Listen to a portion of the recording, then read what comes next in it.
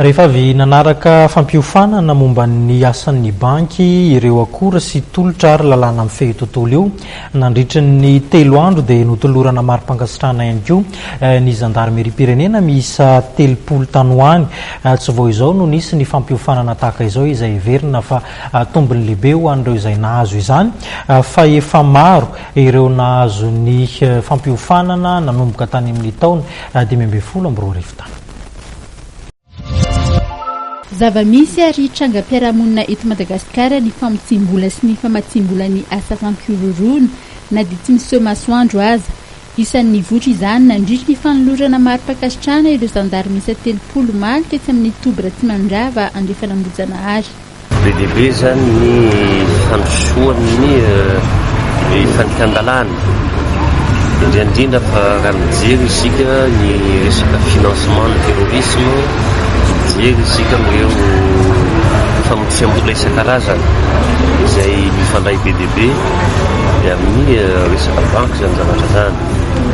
Ka ivenay rariny zany raha ohatra ka mifamatotra tsara ny mpisehatra any amin'ny banky sy ny teknisianina izay mitondra ny famotora mba hitovy ny fomba fijery ary afaka hiady tokoa amin'izany mety ho famotsiam-bola sy financement ny terrorisme zany.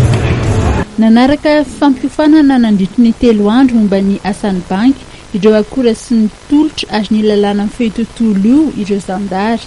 Fampiofanana izay tafiditra ao anatin'ny ady amin'ny famotsiam-bola sy ny famatsiam-bola ny asa fampiroroana. Io zany zavatra tena hoe lehibe satria sehatra vaovao io zany eto amintsika nefa tena zavatra tsy maintsy ampiaritsika satria amin'ny fandraisantsika amin'ny ivelany dia tena zava-dehibe mihitsy hoe voaro zany ny tanitsika amin'ny resaka famotsiam-bola sy ny famatsiam-bola terroriste ao.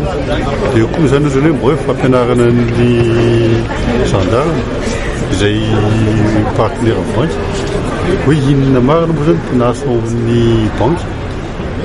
Dia ampianarana koa izany hoe inona moa zany zavatra hitan'ny banky amin'ireny resaka mety hitan'ny banky amin'ireny resaka famotsiam-bola ireny sy mety ihany koa ohatrany hoe famatsiam-bola ny terroriste. Hatramin'ny taona 2022 nahatratra 90 ireo zandary niatrika ity fampiofanana momba ny famotsiam-bola sy ny ady amin'ny famatsiam-bola ny asa fampiroroana iarahana amin'ny BFVSG ity.